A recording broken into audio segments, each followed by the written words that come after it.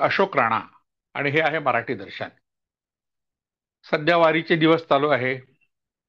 आषाढ महिना म्हटलं की एक आषाढी एकादशी आणि नंतरच्या काळात कार्तिक एकादशी, कार्तिक महिन्यात हे दोन जे दिवस आहेत वारकऱ्यांसाठी अतिशय महत्वाचे दिवस आहेत.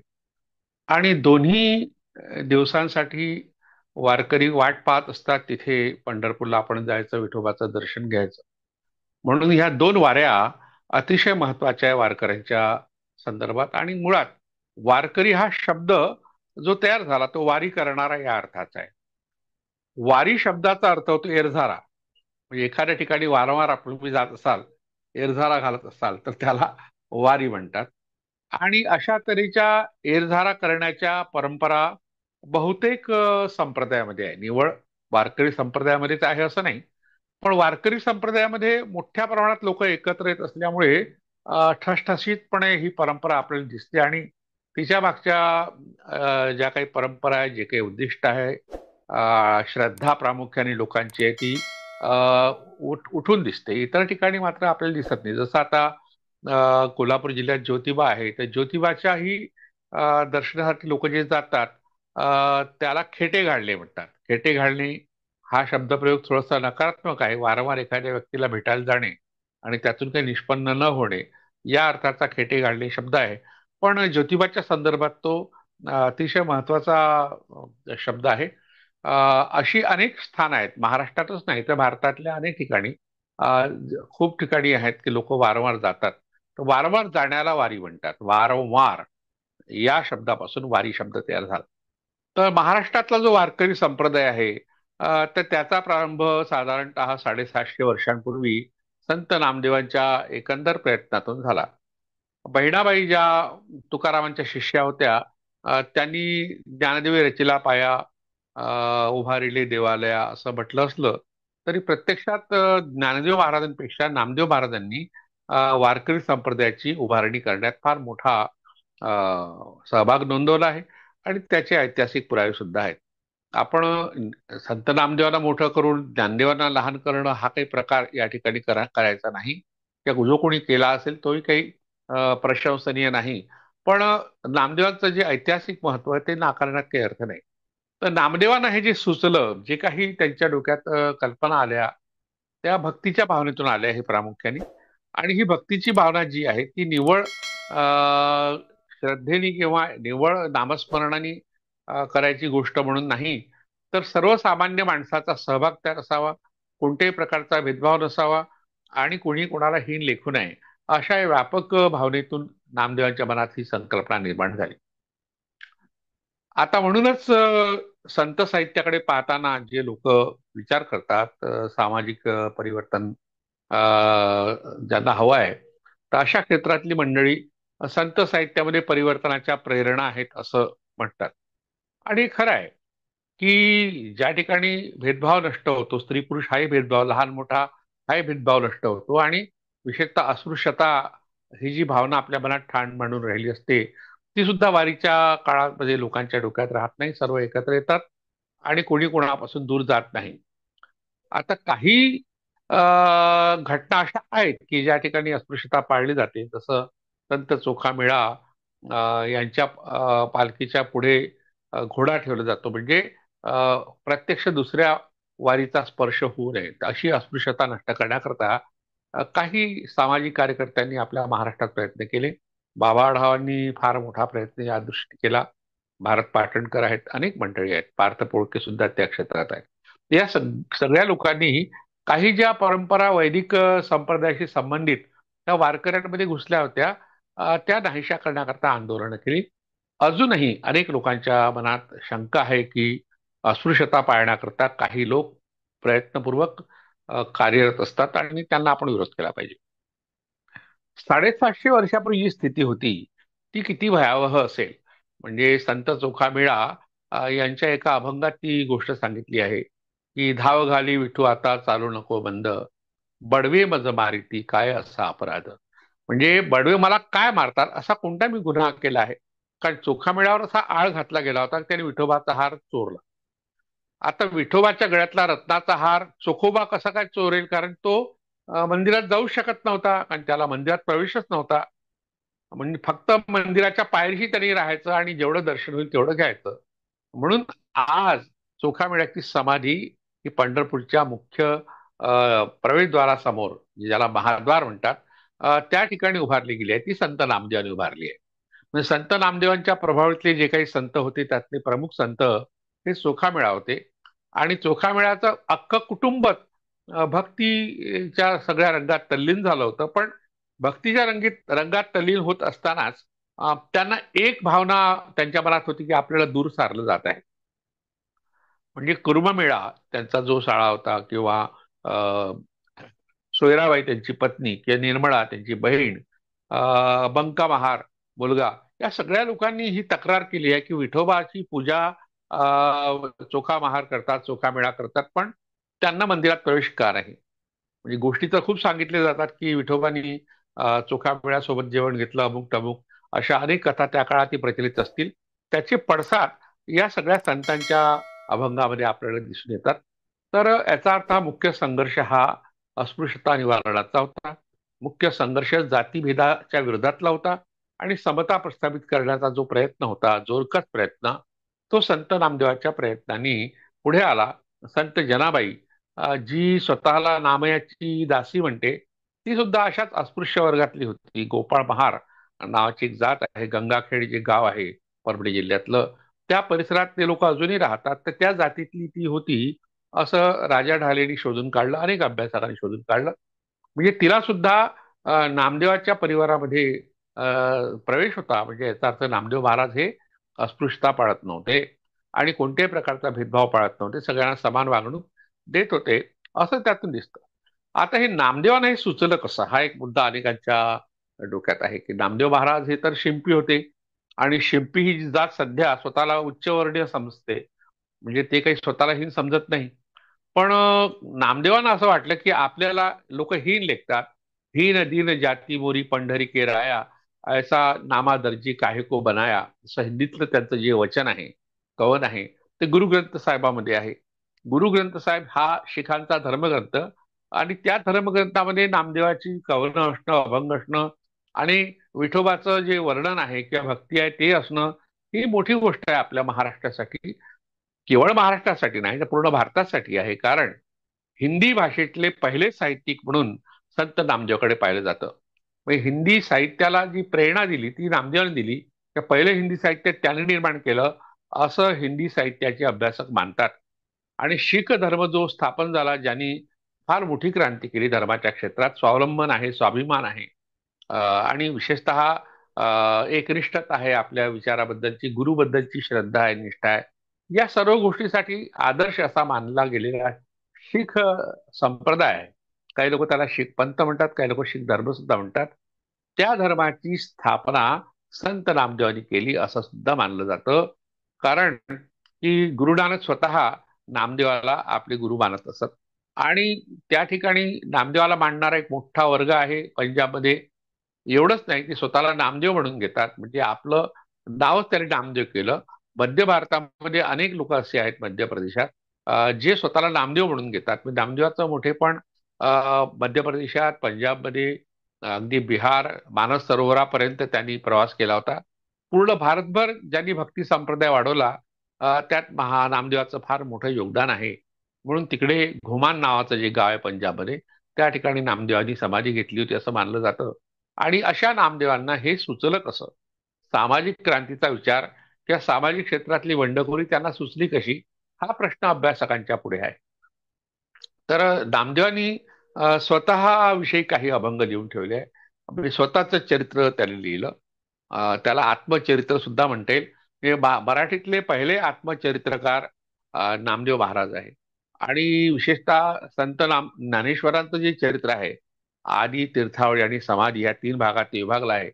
तर त्यात नामदेवांचं चरित्र आलंय त्या अभंगामध्ये, म्हणून त्याला नामदेवांना पहिले चरित्रकार म्हणतात. आणि तीर्थावळीच्या अभंगामध्ये जी तीर्थयात्रा संत नामदेवासोबत नामदेवांनी केली, तिचं इत्थंभूत वर्णन त्यांनी केलंय. म्हणून काही लोक नामदेवांना पहिले पत्रकार सुद्धा म्हणतात. म्हणजे अशा तऱ्हेने प्रवास वर्णनाच्या क्षेत्रातही नामदेवाचं मोठं योगदान आहे. आणि वार्तांकन केल्यामुळे त्यांना पत्रकार म्हणतात. चरित्रकार या अर्थाने की संत ज्ञानेश्वरांचं चरित्र त्यांनी लिहिलं, आणि आत्मचरित्रकार किंवा आत्मकथनकार या अर्थाने त्यांनी स्वतःबद्दल माहिती दिली. आता स्वतःबद्दल संत नामदेवांनी जी माहिती दिली त्यात एक गोष्ट त्यांनी सांगितली की आपले वडील कुठले होते, आपलं मूळ कुठे, हे सांगताना कल्याणीचा दामा शेट्टी, म्हणजे दामा शेट्टी हे ज्ञानेश्वरांचे वडील, त्यांचं आडनाव रेडेकर होतं. तर ते कल्याणी ह्या गावचे होते. आता हे कल्याणी गाव कुठे आहे, तर हे कल्याणी गाव आज बसव कल्याण या नावाने प्रसिद्ध आहे. कर्नाटकातल्या बिदर जिल्ह्यातलं कल्याण हे गाव पूर्वी एक राजधानीचं फार महत्वाचं स्थळ होतं. कल्याणीचे चालुक्य जे आहे ते प्रसिद्ध, तर चालुक्याची राजधानी कल्याणीला होती. दुसरी राजधानी चालुक्यांची बदामी या गावाला होती कर्नाटकातल्या. म्हणून दोन राजधान्या या चालुक्याच्या मानल्या जातात. पण चालुक्यांच्या आधी त्या ठिकाणी कलचुरी या वंशातला राजा बिज्जल हा राज्य करत होता. आणि त्या बिज्जलाच्या काळामध्ये बसवण्णा, महात्मा बसवेश्वर हे त्यांचे प्रधान होते.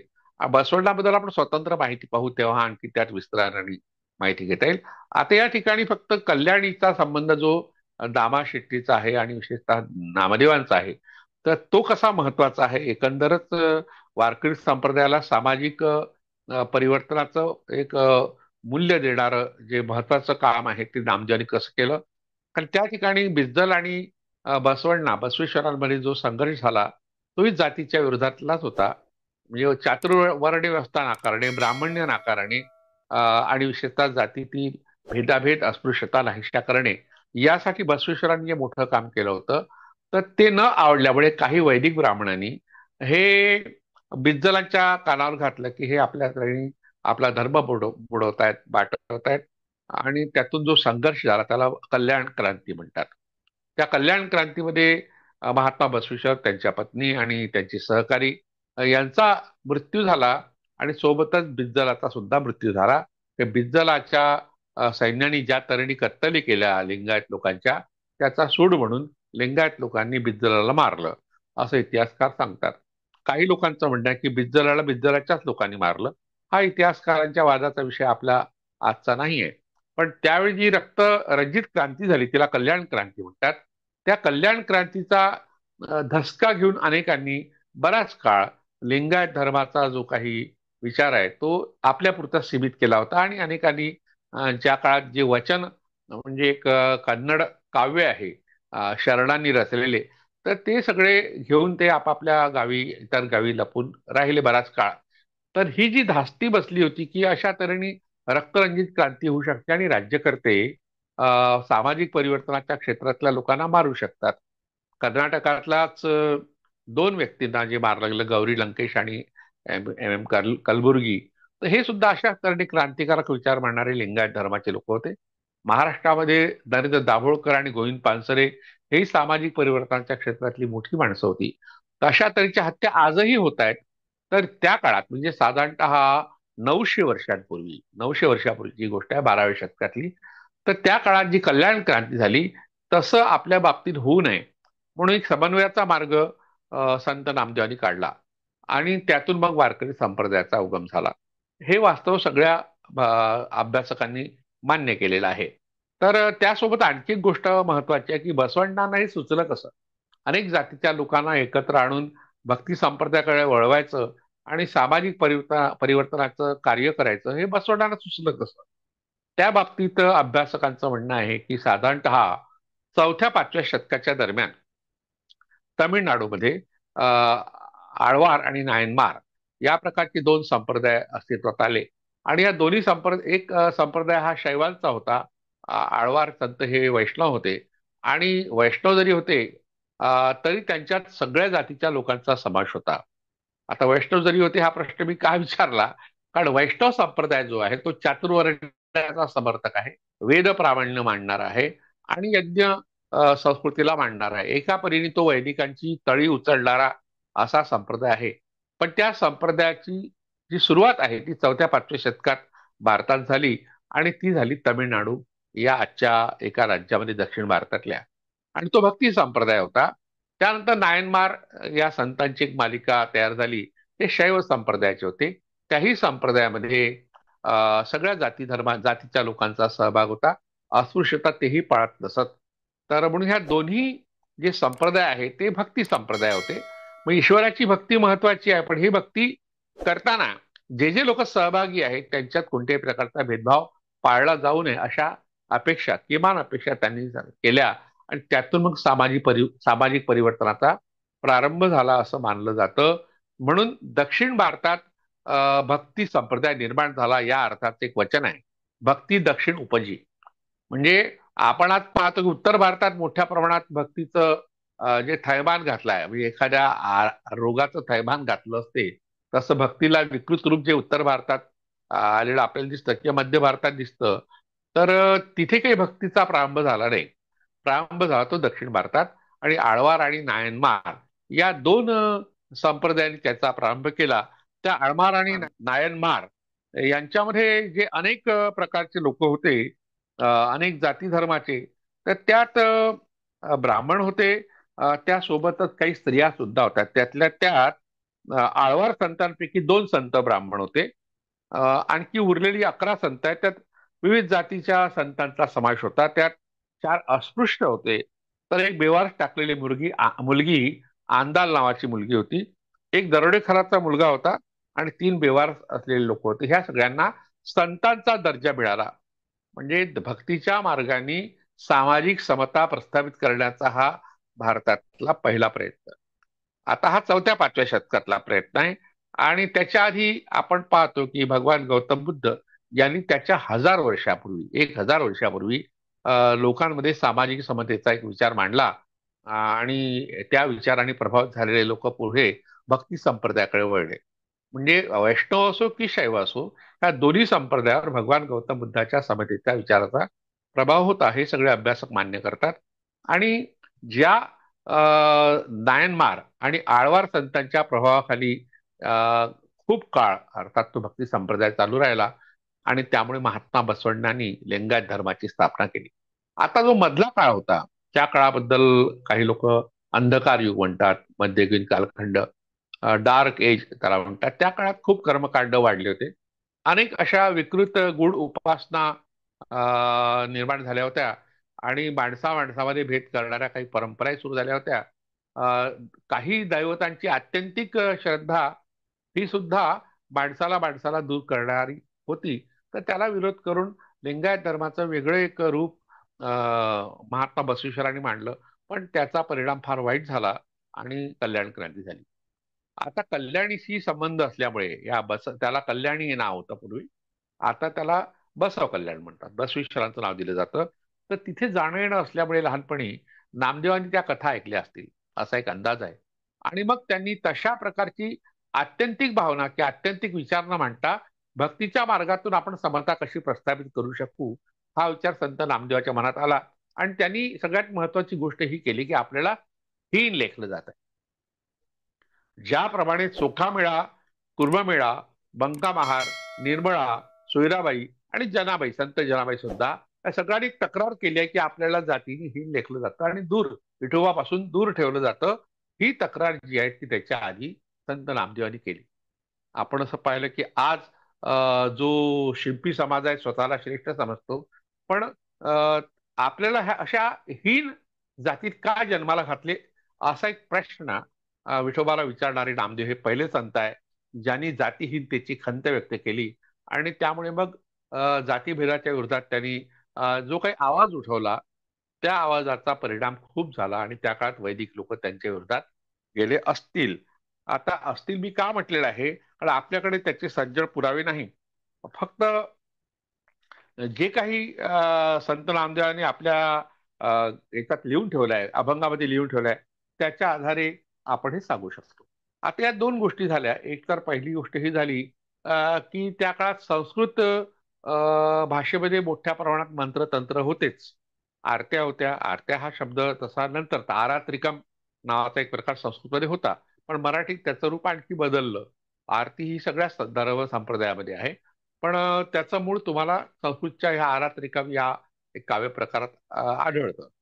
तर संस्कृतचं जोखड झुगारून ज्या लोकांनी पहिल्यांदा मराठीमध्ये लिखाण केलं, त्या लिखाण करणाऱ्यामध्ये महात्मा चक्रधरांचं नाव फार महत्वाचं आहे. आपण चक्रधरावर स्वतंत्र भाग पाहू तेव्हा ती माहिती पाहू. जसं महात्मा चक्रधर, त्यांचा महानुभाव संप्रदाय आणि त्यानंतर नामदेवांचा एकंदर उदय जो झाला, तर तो उदय समकालीन लोकांच्या प्रभावाखाली झाला. यादव काळातले हे लोक आहेत आणि चालुक्य काळातले किंवा कलचुरी काळातले महात्मा बसवेश्वर आहे. हे साधारणतः 200-250 वर्षापूर्वीचे आहेत. बसवेश्वर 250 वर्षापूर्वीचे.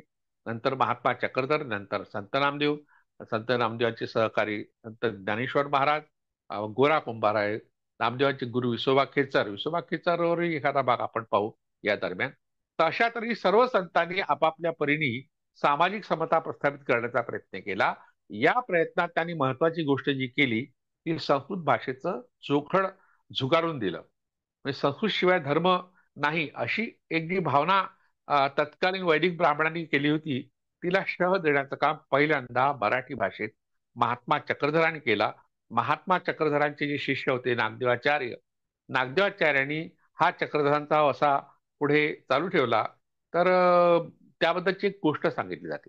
ती गोष्ट फार महत्वाची आहे. ती आपण नंतर पाहू चक्रधरांच्या चरित्राच्या संदर्भात. पण या ठिकाणी फक्त तिचा उल्लेख करतो. केशिराज बास नावाचा एक विद्वान ब्राह्मण महानुभाव संप्रदायात होता आणि त्याला असं वाटलं की चक्रधर स्वामींची जी सूत्र आहे, विचारसूत्र आहे, ती संस्कृतमध्ये आपण मांडूया. आणि त्यासाठी त्यांनी नागदेवाचार्याकडे गेला आणि तो म्हणाला की संस्कृत सूत्रबद्ध रचना मला करायची आहे आपल्या चक्रधर स्वामींच्या एकंदर विचाराची. तेव्हा नागदेवाचार्य म्हणाले, नकोगा केशवदेया, एणे माझी या स्वामीचा सामान्य परिवारू नागवेल की. म्हणजे तुम्ही जर ही जी सूत्र आहेत चक्रधरांची मराठी भाषेत प्रचलित असलेली, त्याला संस्कृत रूप जर दिलं तर माझे जे स्वामी आहेत चक्रधर स्वामी, त्यांचा सामान्य परिवार आहे, सामान्य माणसं आहेत, त्यांची नाडवणूक होईल, त्यांचं शोषण होईल. माझी या म्हातारिया नागवेल की, माझी म्हातारिया नागवेल की म्हणजे माझ्या म्हातारी माणसं आहेत, आमची स्त्रिया आहेत. म्हातारी या अर्थाचा शब्द आहे की स्त्रिया या अर्थाने. तर त्यांचं शोषण होऊ शकतं. भाषा हे शोषणाचं एक हत्यार आहे, अशा प्रकारची किंवा शस्त्र आहे, अशा प्रकारची भावना 750 वर्षापूर्वी नागदेवाचार्यासारख्या महानुभाव विद्वानांनी व्यक्त केली. नागदेवाचार्य हे संस्कृतचे फार मोठे पंडित होते. खूप महानुभाव संप्रदायामध्ये नारायण व्यास बाळे, माहिमभट, केशिराज बास अशी खूप मंडळी आहेत की ज्या लोकांमध्ये संस्कृतचा प्रचंड प्रभाव होता आणि त्यांनी संस्कृतमध्ये साहित्य निर्माण केलं, पण तरी त्यांनी मराठीचा पुरस्कार केला. तर भाषेच्या क्षेत्रातली पहिली बंडखोरी जी केली आहे ती चक्रधर स्वामींच्या महानुभाव संप्रदायाने केली आहे. त्यानंतर संत ज्ञानेश्वरांनी भगवद्गीता जी आहे ती मराठीत आणली आणि मराठीत ती आणल्यामुळे संस्कृतला त्यांनी धक्का दिला असा एक समज अनेक अभ्यासकांनी व्यक्त केला. एक नारायण मुरलीधर गुप्ते नावाचे कवी होते, बी कवी म्हणून त्यांना ओळखतात. चाफा बोलेना चाफा चालेना काही, खंत करी चाफा टाका बोलेना वगैरे वगैरे, हे जे काव्य आहे ते बी कवीचं आहे. त्यांनी म्हटलंय, त्या बड्या बंडवाल्यात ज्ञानेश्वर नामे पहिला. जे बंडखोर लोक होऊन गेले भाषेच्या क्षेत्रातले, त्यात पहिला नंबर त्यांनी ज्ञानेश्वराने दिलाय. अर्थात त्या काळात, ज्या काळात बी कवींनी ही कविता केली, त्या काळात महानुभावांच्या चक्रधर स्वामीबद्दल किंवा त्यांच्या संप्रदायाबद्दल किंवा मराठीसाठी त्यांनी केलेला प्रयत्न, संस्कृतचा केलेला विरोध, ह्या सगळ्या गोष्टी त्या कवीला माहीत नसेल म्हणून त्यांनी ज्ञानेश्वराचा नंबर पहिला लावलाय. पण त्याच्या आधी चक्रधर स्वामी आहेत, नागदेवाचार्य आहेत, केशिराज बास आहेत, अनेक लोक आहेत. तर अशा तऱ्हेने म्हणजे मराठीमध्ये पहिल्यांदा लेखन करणारे माहिमभट, ज्यांनी चरित्र लिहिलं, पहिलं चरित्र जे मराठीतलं म्हणतात, पहिलं गद्य ग्रंथ हा मराठीतला महानुभाव संप्रदायात तयार झाला. तर अशा तऱ्हेने भाषेच्या क्षेत्रातली पहिली बंडखोरी ही महानुभावानी केली. नंतर ज्ञानेश्वरांचं स्थान तर मोठंच आहे, प्रश्नच नाही, कारण त्यांच्या रूपाने आपल्या मराठी भाषेला एक मोठं वैभव, एक लेणं प्राप्त झालं. तर ज्ञानेश्वरांना त्याचे फळ भोगावं लागले. म्हणजे ज्ञानेश्वरांना बहिष्कृत केलं गेलं आणि आता हे बहिष्कृत केलं गेलं हे ज्ञानेश्वरी लिहिल्यानंतर, की आधी हा मुद्दा वेगळा, त्याची कारणं वेगळी सांगतात चरित्रकार महिपती वगैरे, की त्यांचे जे वडील होते ते संन्याशी होते. लग्न झाल्यानंतर त्यांनी संन्यास घेतला, पण गुरुच्या आज्ञेने त्यांनी पुन्हा गृहस्थाश्रम स्वीकारला आणि गृहस्थाश्रम स्वीकारल्यानंतर त्यांना जी 4 मुलं झाली, नंतर त्या मुलांना मग धर्मग्रंथांनी, धर्मशास्त्रांनी, जे पैठणचे धर्मशास्त्रकार होते त्यांनी चांडाळ ठरवलं. म्हणजे संन्यासाची मुलं ही चांडाळ ठरवलं. पण त्यांच्या वाटेला जो काही त्रागा आला, जो काही निषेधात्मक भाव आला किंवा सगळ्यांनी नकार दिला, त्यांना वाळीत टाकलं, तर त्याचाही परिणाम होऊन ते वारकरी संप्रदायाकडे वळले असावे. तर अशा तऱ्हेने ज्ञानेश्वरांचं एक मोठेपण आहे दोन्ही पद्धतीचं. एक तर त्यांनी भाषेच्या क्षेत्रातली बंडखोरी केली आणि बऱ्याच ठिकाणी समता प्रस्थापित करण्याचा प्रयत्न केला. सोपान देव त्यांचे जे भाऊ होते त्यांनी सुद्धा त्या दिशेने प्रयत्न केला. ज्ञानेश्वरांचे गुरु निवृत्तीनाथ होते. ते तर नाथ संप्रदायातूनच आले होते, त्यामुळे त्यात ही क्रांतिकारकता होतीच. नंतर संत मुक्ताबाई, ज्यांनी ताटी उघडा ज्ञानेश्वरा पण आपल्या मोठ्या भावाला सुद्धा ज्ञान शिकवलं. तर ही सगळी संत मंडळी एकाच कुटुंबातली. गोरा कुंभार एक मोठं नाव त्या काळातला, जे वयाने मोठे होते, खूप मोठे जरी नव्हते तरी वयाने मोठे होते आणि त्यामुळे त्यांना गोरोबा काका म्हटलं जायचं. अशा सगळ्या संतांनी समता प्रस्थापित करण्याचा प्रयत्न केला आणि जाती व्यवस्थेविरोधात, चातुर्वर्ण व्यवस्थेविरोधात जी काही बंडखोरी केली, त्यामुळे संत साहित्यामध्ये आपल्याला त्याचे पडसाद उमटले आहेत. आपण नागदेवाचार्याचा उल्लेख केला होता. त्यांचं जे वाक्य आहे, नागदेवाचार्य म्हणाले केशराज बासाला, नकोगा केशवदेया तुमचा अस्मात कस्मात मी नेणेगा, येणे माझी म्हातारी नागवेल की, श्री चक्रधरे निरुपिली मराठी तिये चिसीची पुसा. म्हणजे त्या काळामध्ये संस्कृतचं महत्व होतं. ग्रंथ रचायचे असतील तर संस्कृत भाषेमध्ये, असा दंडक असताना सुद्धा संस्कृतला नाकारून मराठीला स्वीकारणे. आजही हिंदी भाषेला पुढे आणण्याचा प्रयत्न काही लोक करतायत. आता हिंदी ही भाषा बोलायला हरकत नाही, ती राष्ट्रभाषा जरी नसली तरी 4-5 राज्य अशी आहेत की ज्यात हिंदीत व्यवहार होतो आणि आपले सिनेमे, टीव्ही सगळं किंवा पत्रकारिता बरीचशी हिंदीमधून चालते, बातम्या सुद्धा. पण हिंदीला विरोध नाही. पण हिंदीला आपण आणून मराठीला बाजूला सारत असू तर मात्र आपण एक मोठं पाप किंवा मोठा अन्याय करतोय, गुन्हा करतोय, याचं भान राज्यकर्त्यांनी ठेवलं पाहिजे. आणि या ठिकाणी मग आपल्याला नागदेवाचार्याची आठवण येते. ते म्हणतात, आपण जर संस्कृतमध्ये हे ग्रंथ लिहिले तर सामान्य माणसाचं शोषण होईल. येणे माझी म्हातारी नागवेल की, तिला तिची नाडवणूक होईल. चक्रधरांनी सांगितले त्या मराठीतच आपण बोललो पाहिजे, अशा तऱ्हेचा आग्रह नागदेवाचार्यांनी केला. याचा अर्थ भाषा हे शोषणाचं हत्यार आहे याची जाणीव त्यांना होईल. त्या शोषण त्यामुळे होऊ शकतं, अशा तऱ्हेचं भान या लोकांना होतं.